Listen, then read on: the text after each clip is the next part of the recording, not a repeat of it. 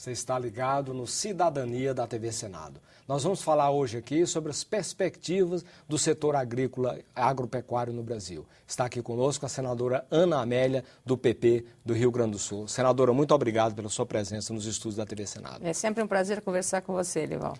Vamos falar um pouquinho sobre a produção. Segundo o relatório da Conab, nós vamos na produção 2010-2011, a safra, em termos de grãos, nós tivemos um aumento de 5,5% e estamos indo para 157,4 milhões de toneladas de grãos. É um número que convence, é muito bom ou ficamos um pouco aquém da expectativa? A minha dúvida, Elival, é em que número estatístico a gente deve ficar. Com o da Conab, que dá esse percentual de um crescimento de 5%, com 157 milhões, ou do IBGE, que é de 155,6 milhões de toneladas, com um crescimento de 4%. Se dois órgãos oficiais muito respeitados divergem em números, e não é pouco, uma diferença dessas que nós teríamos na safra no mesmo período, 2010-2011, então nós temos que ter um cuidado maior do ponto de vista estatístico para dar maior credibilidade, porque estatística é credibilidade. Então eu penso que nós temos que cuidar. Claro que uma safra desse tamanho, eu lembro muito bem quando a gente fazia aquelas projeções para chegar a 100 milhões de toneladas. Nós já aumentamos esse percentual e hoje nós estamos aí vivendo alguns dilemas em relação à comercialização de alguns produtos. Um deles é o arroz, especialmente no sul do país, Santa Catarina e no Rio Grande do Sul, que está com uma situação absolutamente desesperadora, Elival. Por quê? O que está acontecendo com relação a essa produção do Rio Grande do Sul? Bom, primeiro que o governo cria mecanismos que não funcionam. Segundo, o governo definiu um preço mínimo de R$ 25,00 a saca de 50 quilos e, como há uma boa safra, foi uma das mais importantes desse tempo, o governo não cuidou de limitar a importação de arroz que vem da Argentina todo mês, estimado em 100 mil toneladas mês. Ora, se esse trigo está chegando da Argentina com os benefícios do Mercosul, portanto, isento de tributação... Mas é trigo e arroz, os dois produtos. No caso, arroz, desculpa, arroz. Estou falando de arroz, né? Arroz. E é exatamente, chega esse arroz na hora da comercialização aqui no Brasil.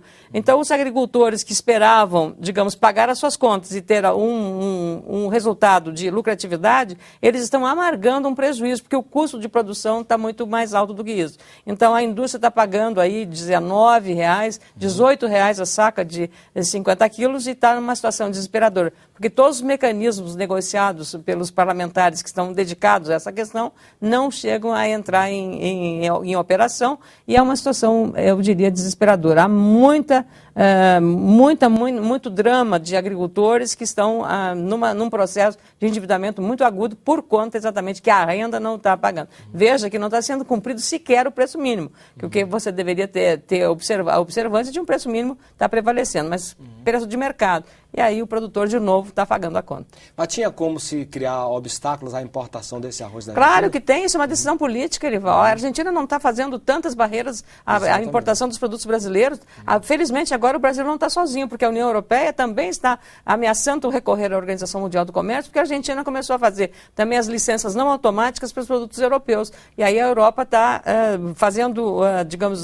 ameaçando entrar na Organização Mundial do Comércio. E mais, isso vai atrasar, sem dúvida, a um eventual acordo Mercosul-União Europeia, que sempre esbarra na questão da competitividade. São os produtores europeus que são altamente protecionistas e subsidiados que não querem saber de concorrência. E a produção agropecuária do Mercosul, Argentina, Uruguai, Paraguai e Brasil, você sabe, é altamente competitiva e tem condições favoráveis de chegar lá no mercado europeu a preços muito menores do que os preços dos produtos franceses, dos produtos espanhóis, alemães, enfim, de toda a Europa.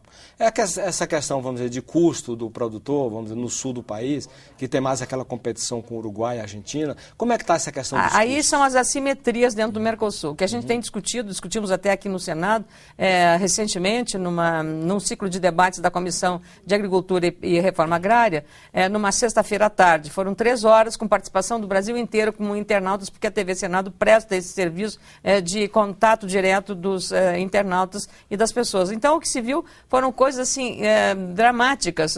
O governador Roberto Requião, por exemplo, no Paraná, construiu uma ponte em Capanema, no Rio Paraná, com a divisa com a Argentina. que aconteceu? Isso era para facilitar, exatamente não haver, aliás, não é com a Argentina, com o Paraguai, para não haver a necessidade de uma aduana de sair dali de Capanema até a Foz do Iguaçu, que são 150 quilômetros de distância.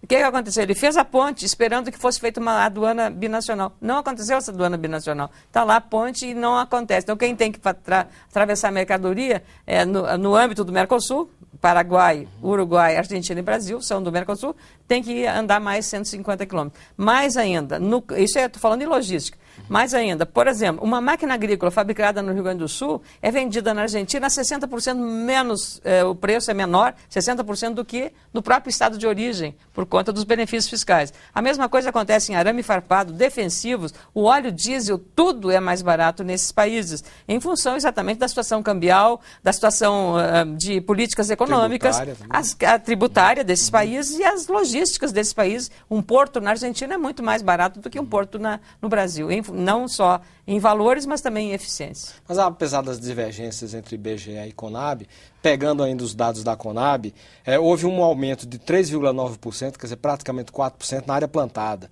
E a área plantada nessa última safra, 2010-2011, foi de 49,3 milhões de hectares. Quer dizer, esse aumento de área plantada não está sinalizando que a política está no caminho correto, a política agrícola? A política correta, o agricultor, Elival, ele vai não por política de governo, ele vai pelo preço, pela renda que ele vai receber por aquele produto. Então a opção que ele faz sempre é olhando como é que está o mercado. Por que muitos agricultores foram plantar milho e soja, desviando a produção de arroz ou de outras culturas? Porque o preço no mercado internacional estava um preço compensador, apesar do câmbio altamente negativo, porque o dólar está desvalorizado face ao real. Então essa situação, apesar disso, e com o aumento da produtividade, veja só, numa região do Alto Jaguí, no Rio Grande do Sul, onde tem a cidade de Não Me Toque, Carazinho, por exemplo, ali se realiza a Expo Direto. Foi constatado que alguns agricultores ali tiveram uma produtividade de 220 sacos de milho por hectare, mais de 70 sacos de soja por hectare. Olha, isso é uma altíssima, maior do que nos Estados Unidos. Então, isso é competitividade. E se você comparar o crescimento da área plantada percentualmente com o crescimento da produção, você vê que crescemos mais em produção e menos em área. Isso é extremamente positivo, porque você usa um limite menor de terra para produzir mais, usando biotecnologia, ciência, usando plantio direto, usando também agricultura de alta precisão. Hoje as máquinas modernas na agricultura são extremamente, digamos, ajustadas para a preservação ambiental. Vai colocar adubo na hora que precisa ir adubo mais ou menos, dependendo da condição do solo. Mas isso é visto por um GPS, por um avaliador de solo que vai fazer a distribuição. Quer dizer, veja, isso tudo ajuda a preservar o ambiente e aumentar a produtividade. A senhora é uma